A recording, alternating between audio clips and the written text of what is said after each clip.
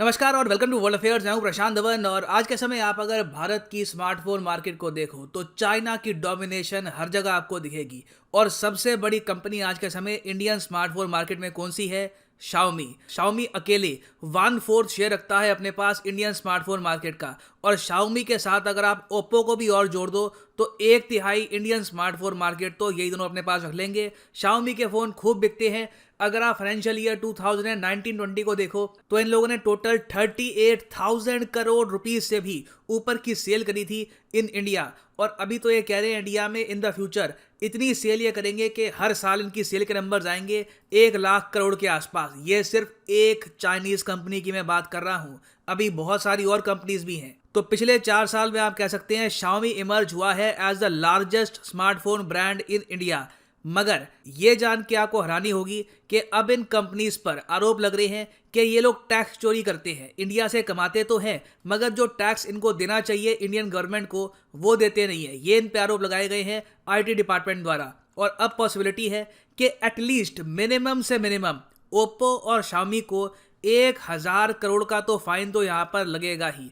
इस बात को लेकर चाइना ने ऑलरेडी आर्टिकल लिखने स्टार्ट कर दिए हैं, कंप्लेन करनी स्टार्ट कर दी है। और ये लोग कह रहे हैं कि इंडिया में बिजनेस एनवायरनमेंट बहुत ज़रा खराब है, चाइनीज कंपनीज को थ्रेटन किया जा रहा है इन सब आईटी रेड से। अब यहाँ पे आप कहोगे वेट, आईटी रेड वो भी चाइनीज स्मार्टफोन कंपनीज पर? तो देखिए हाँ बिल्कुल, पिछले 1-2 हफ्तों में ऐसा हुआ है। बहुत ही बड़े स्केल पर इनकम टैक्स डिपार्टमेंट ने शाओमी, वन प्लस और ओप्पो के जो ऑफिसेज हैं ऑल ओवर इंडिया वहाँ पर रेड करी। रेड में देखिए इन्होंने ये पाया कि ये कंपनियां क्या करती है, अपना पूरा प्रॉफिट दिखाती नहीं है।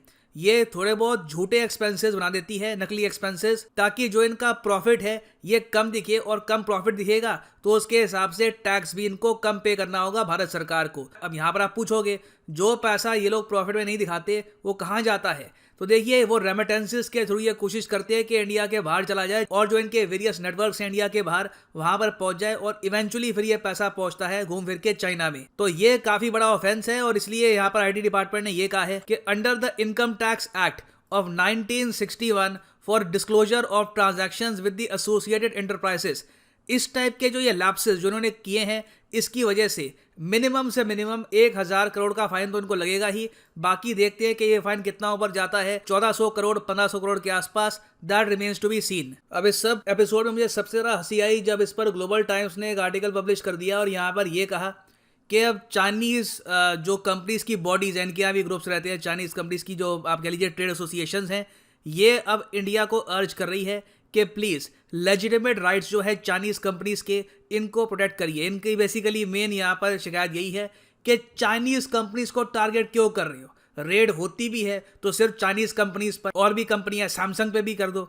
अब अजीब बात है, अब इंडिया से कमाना भी है और वो भी बहुत ज़्यादा बड़ा अमाउंट कमाना है, बिलियंस ऑफ डॉलर्स कमाने हैं, फिर थोड़ा बहुत टैक्स इवेजन भी करना है। अब पकड़े गए तो ये लोग ये कह रहे हैं कि थोड़ा और कंपनीज को भी देख लो, हम पे क्यों फोकस कर रहे हो? तो यहाँ पर इन्होंने ये कहना स्टार्ट कर दिया है कि the Indian government should protect the legitimate rights and interest of Chinese firms. और फिर ये लोग सीधा बात करते हैं हार्श बिजनेस एनवायरनमेंट की। चाइना देखो यहाँ पर अब ये कंप्लेन कर रहा है कि इंडिया के जो पहली बात तो टैक्स लॉज हैं बहुत ज़्यादा कॉम्प्लिकेटेड है, कुछ समझ आता नहीं है। बाकी कंट्रीज़ के टैक्स लॉज बहुत ही सिंपल होते हैं, इंडिया में लॉज ही इतने कॉम्प्लिकेटेड है कि कभी कभी कंपनी ना चाहते हुए भी गलती कर देती है। तो इंडिया को पहले अपने जो टैक्स लॉज हैं ये फॉरेन कंपनीज़ के लिए और सिंप्लीफाई करने चाहिए। मैं क्या बोलूँ इस पर, क्या बोलूँ मैं, मतलब इतनी बड़ी कंपनी है, अंधा पैसा कमा रहे हैं इंडिया में। आई मीन आपके सामने ही है, फिगर्स आपके सामने है जो इनकी सेल होती है। इंडियंस और जगह चाइना का सामान कम परचेज कर रहे हैं मगर स्मार्टफोन में कोई रुकावट नहीं दिख रही, लगातार चाइनीज स्मार्टफोन बहुत बिक रहे हैं इंडिया में। तो खैर आगे ये लोग विक्टिम कार्ड और प्ले करते हैं। फिर ये कहते हैं कि जो ये इन्वेस्टिगेशन है इनके हिसाब से, ग्लोबल टाइम्स के हिसाब से, इसके पीछे इकोनॉमिक रीजन तो होगा मगर पॉलिटिकल इंपैक्ट को ये लोग रूल आउट नहीं कर सकते। तो ये लोग कह रहे हैं कि anti China sentiment recently India में बहुत ज़्यादा खड़ी हो गई है। इस वजह से मोस्ट प्रोबेबली ये लोग प्राइमरली जो चाइनीज फर्म्स है इंडिया में इनके प्रति डिस्क्रिमिनेटरी एटीट्यूड दिखा रहे हैं, स्पेसिफिकली चाइनीज कंपनीज को ही टारगेट कर रहे हैं। और फिर ये लोग आगे ये भी कहते हैं कि चाइना की बड़ी जो यूनिवर्सिटीज़ हैं वहाँ पे जो इनके प्रोफेसर्स हैं ये भी क्लेम कर रहे हैं कि इंडिया एक्चुअली चाहता है कि चाइना के साथ डीकपलिंग हो जाए, चाइनीज़ कंपनीज इंडियन मार्केट में इतना इन्वॉल्व ना हो, तो ये इसलिए चाइनीज़ कंपनीज को ही टारगेट कर रहे हैं। तो बेसिकली इन्होंने यहाँ पर यही बोला है कि अनफेयर ट्रीटमेंट हो रहा है हमारे साथ। फिर अब यहाँ पर ये भी ऐड कर रहे हैं कि ऐसा अगर इंडिया का रवैया रहता है टैक्स को लेकर तो बहुत सारी जो और फॉरेन कंपनीज हैं वो भी इंडिया में नहीं आएंगी और इससे ओवरऑल जो बिजनेस एनवायरनमेंट है इंडिया में ये भी खराब होगा। अब मैं बिजनेस एनवायरनमेंट पे भी क्या बात करूं, वर्ल्ड बैंक की ना एक रिपोर्ट आती थी, ease of doing business report. उसमें वर्ल्ड बैंक बताता था कि किस कंट्री में बिजनेस करना कितना आसान हो रखा है। इंडिया ने देखो over the years World Bank की ease of doing business report में एक बड़ी जंप लगाई थी और इंडिया की रैंक पहुंच चुकी थी एट अ वेरी इंप्रेसिव 63 और हम आगे बढ़ रहे थे। मोस्ट प्रॉब्ली हम चाइना को कंपटीशन दे रहे थे, मगर बाद में रिपोर्ट बंद कर दी वर्ल्ड बैंक ने। ये रिपोर्ट बंद क्यों कर दी? क्योंकि देखिए चाइना गलत मैनिपुलेटेड जो डेटा है, मतलब कि फेक डेटा, ये देता रहा ईज ऑफ डूइंग बिजनेस की रैंकिंग्स की रिपोर्ट में, जिसकी वजह से चाइना की रैंक हमेशा काफी ऊपर दिखती थी। चाइना की आखिरी बार जो यहाँ पर रैंक थी ये थी 31। तो आप कह सकते हैं इंडिया चाइना के ज्यादा पीछे नहीं था। अगर ये ईज ऑफ डूइंग बिजनेस की रिपोर्ट ना बंद हुई होती तो इंडिया डेफिनेटली रैंक 50 रैंक 45 के आसपास आ जाता।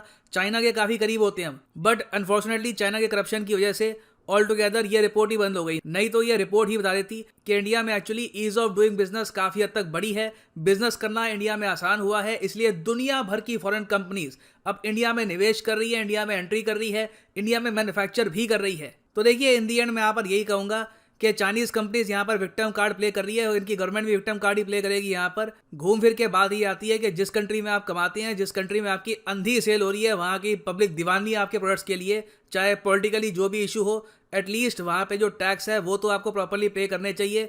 चाहे उस कंट्री के टैक्स लॉज जैसे भी हैं, बढ़िया सीए हायर करिए, समझिए टैक्स लॉज क्या है एंड पे द टैक्स। और फाइनली यहाँ पर मैं ये भी ऐड कर दूं कि अनअकैडमी ने एक मेजर सेल करी है introduce on the occasion of the new year. Comment section में जाओ, यहाँ पर आपको मिलेगा ये link, by any course using the code PD10। अब PD10 लिखा है तो यूजुअली आप मान के चलते हो कि 10% डिस्काउंट मिलता है और मिलता भी 10% है, मगर सिंस हम 2022 एंटर कर रहे हैं तो आने वाले कुछ दिनों तक आपको मिलेगा 22% का डिस्काउंट। तो सिंपली यहाँ पे आपको क्लिक करना है अपने एग्जाम पे। फॉर एग्जांपल आप प्रिपेयर कर रहे हैं for UPSC CSC, click on UPSC CSC get subscription और यहाँ पर आप देखोगे मैसिव डिस्काउंट मिलेगा। अगर आप यूज करते हैं code PD10 the prices will fall even more than they usually do. यहाँ पर आप देख पाओगे एक ह्यूज डिस्काउंट मिलेगा। आप 36 महीने का यूपीएससी कोर्स परचेज कर सकते हैं for just 2000 rupees a month. ये अब तक की सबसे बड़ी सेल है by Unacademy. By the course of your choice, कोई भी आपका कोर्स हो, IIT, UPSC, SSC, bank, any course that you want to buy. आने वाले कुछ ही दिन तक ये सेल रहेगी, so make the best use of the sale. So इसी नोट के साथ ये है वीडियो कांत। Thank you for listening and as always God bless you all.